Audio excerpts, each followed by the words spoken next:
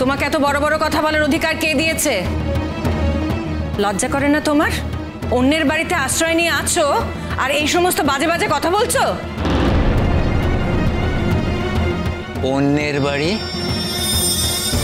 ও নিজের স্বামীর বাড়িতে আছে। স্বামীর বাড়ি কখনো অন্যের বাড়ি হয় না। চমৎকার। এত বড় ঘটনাটা যখন স্বীকারই করবে তখন আমার বউ না করে নাটক করছিলে কেন তুমি?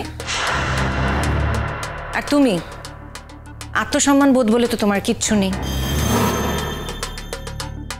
কয়েকদিন আগেই তো তোমাকে দূর দূর করে অপমান করে বাড়ি থেকে তাড়িয়ে দিয়েছিল। এই বাড়িতে ঢোকার জন্য তো তুমি একটা ছুতো খুঁজছিলে। তারপর মিটিলের হাত ধরে তুমি এই বাড়িতে ঢুকেছ। ক্রমশ নিজের পায়ের তলার মাটি যেই শক্ত হলো অমনি তুমি আবার অসভ্যতা শুরু করে দিলে, তাই তো? তোমার মতো মেয়ের জন্য জানো তো এই সমস্ত পুরুষ মানুষেরা অন্য মেয়েদেরকে অপমান করে। তোমার তো কোনো মান সম্মান জ্ঞানই নেই। এই কথাটা বলো না। হ্যাঁ, এই কথাটা তোমার মুখে ঠিক মানাচ্ছে না। এই কথাটা বলা তোমার সাজেই না, কারণ মান সম্মান বোধহয় তোমারও নেই, তাই না?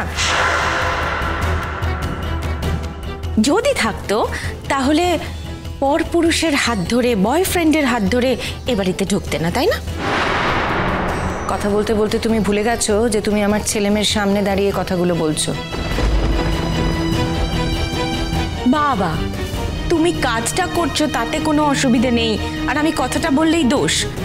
এটা কেমন বিচার জানি না বাবা। সত্যি বাবা, এত রাতে? তুমি তো জানো তোমার ছেলে এগুলো পছন্দ করে না, তারপরেও তুমি এত রাতে নতুন কাকুকে নিয়ে এই বাড়িতে চলে এলে। অদ্ভুত। আর নতুন কাকু তো বাড়িতে ঢোকার পর থেকে মিটির সঙ্গে ভাব করার চেষ্টা করে চলেছে। মিটি মোটে পাতা দিচ্ছে না, তাহাও লজ্জা নেই। যতবার আমি মনে করি তোমার কথার কোনো উত্তর দেব না, তুমি আমায় প্রভোগ করো। এবার মনে রেখো, আমি না আর কথায় জবাব দেব না, উত্তরটা আমি কাজে দেব। So be very careful. আর চন্দ্র, তুই যদি মনে করিস যে আমি তোর বন্ধু, আমি তোর এগেনস্টে যাব না, তাহলে কিন্তু ভুল করছিস। তুইও খুব ভালো করে জানিস আমি যদি উত্তর দেওয়ার চেষ্টা করি তুই কিন্তু পালাবার ফাঁক পাবি না। So do not take me for granted. যেদিন আমার পিঠ দেওয়ালে ঠেকে যাবে সেদিন এমন শাস্তি দেওয়াবো সারা জীবন তোর জেলে কাটবে। নতুন দেখ, শাস্তি দিয়ে আমায় ভয় পাওয়াতে পারবি না। আমি জানি শাস্তির ভয় তোর নেই। যা জীবন তুই কাটাচ্ছিস উল্টো পাল্টা, তাতে সেসবের ঊর্ধ্বে চলে গেছিস তুই। এ নিয়ে কেয়ার করিস না। কিন্তু এখনো শাস্তি পাসনি মানে কেউ কোনোদিন তোকে শাস্তি দেবে না, সেটা কিন্তু মনে করিস না। তোর শাস্তির পাহাড় কিন্তু জমছে। আর যত তুই কমলিনীকে অপমান করবি তত সেই পাহাড়টা উঁচু হবে।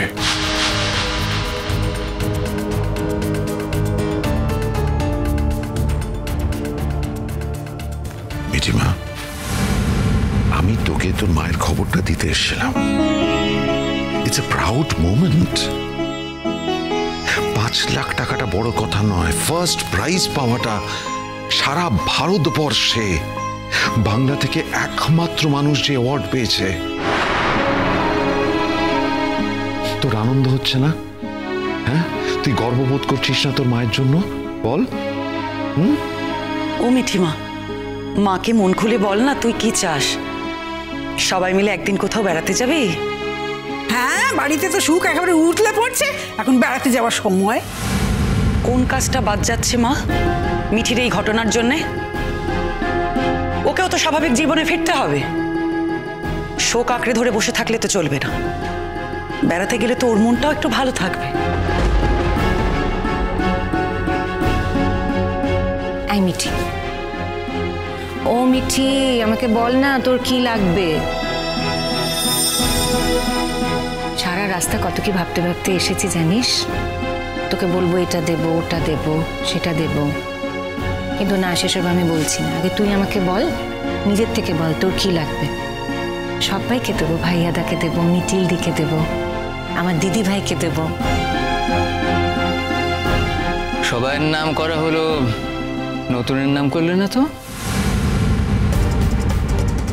তার কারণ নতুন ঠাকুরপোকে কিছু দেওয়ার স্পর্ধা আমার নেই। আমি মনে করি নতুন ঠাকুরপোকে কিছু দেওয়ার জন্য যে যোগ্যতাটা লাগে সেটা আমি এখনো অর্জন করিনি। তাও সেই মানুষটা যদি আমার কাছে কিছু দাবি করে তাহলে আমি সেটা নিশ্চয়ই তাকে দেব। কি বলছো কমলিনী? আমি না চাইতেই তুমি আমায় যা দিয়েছো তাতেই আমি পূর্ণ। আমি পূর্ণ কমলিনী। আমার নতুন করে তোমার কাছ থেকে আর কিচ্ছু চাওয়ার নেই।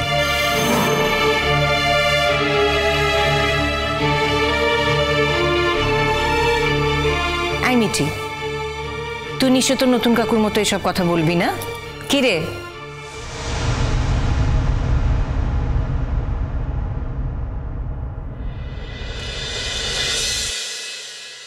তুমি খুব স্বার্থপর মা।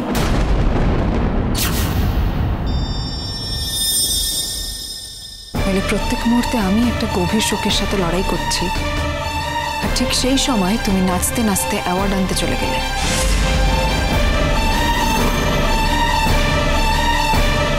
এখন ফিরে এসে আমাকে 5 লাখ টাকার টোপ দিচ্ছ। মা, আমি ধরে নিলাম এই যে এতক্ষণ তুমি ছিলে না, এতে তোমার একটা গিল্ট ফিলিং হয়েছে, আর সেই জন্য তুমি এখন আমাকে 5 লাখ টাকার ঘুষ দিতে চাইছো।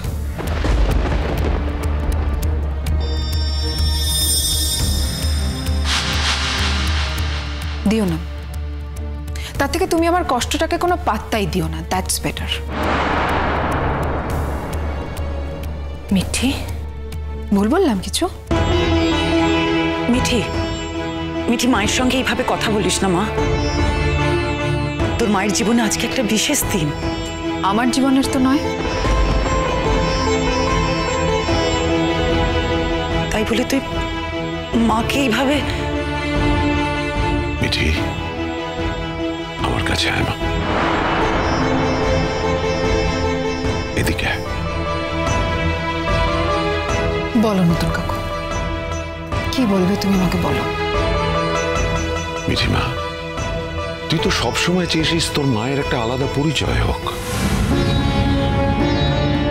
আমাকে বহুবার বলেছিস, তোর মাকে বলেছিস, আর আজকে যখন তোর মায়ের একটা সত্যিই আলাদা পরিচিতি হচ্ছে, একটা আলাদা পরিচয় তৈরি হচ্ছে, তখন তোর মায়ের সঙ্গে এরকম ভাবে কথা বলছিস, কষ্ট দিচ্ছিস মাকে।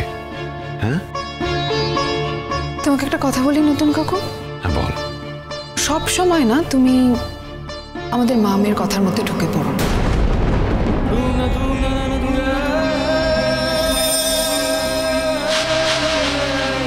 দেখো, আমরা তো মা মেয়ে, আমাদের কিছু কথা থাকতে পারে। আমি অন্তত চাই না সেই কথার মধ্যে কেউ ঢুকে পড়ুক। তুমি সর্বশক্তিমান হতে পারো, ক্ষমতাবান হতে পারো, তোমার অর্থের জোর থাকতে পারে, কিন্তু তার মানে এটা নয় যে তুমি তোমার ইচ্ছে সব সময় আমাদের উপর চাপিয়ে দেবে। তোমার উচিত আমাদের ইচ্ছে অনিচ্ছের দাম দেওয়া, অন্তত আমার। আমি চাই না তুমি আমাদের কোনো ব্যক্তিগত কথার মধ্যে থাকো। যদিও কথাটা আমি সকলের সামনে বলেছি, কিন্তু তাও এটা আমাদের মা মেয়ের ব্যক্তিগত কথা, আর তার মধ্যে সত্যি তোমার কোনো ভূমিকা নেই নতুন কাকু।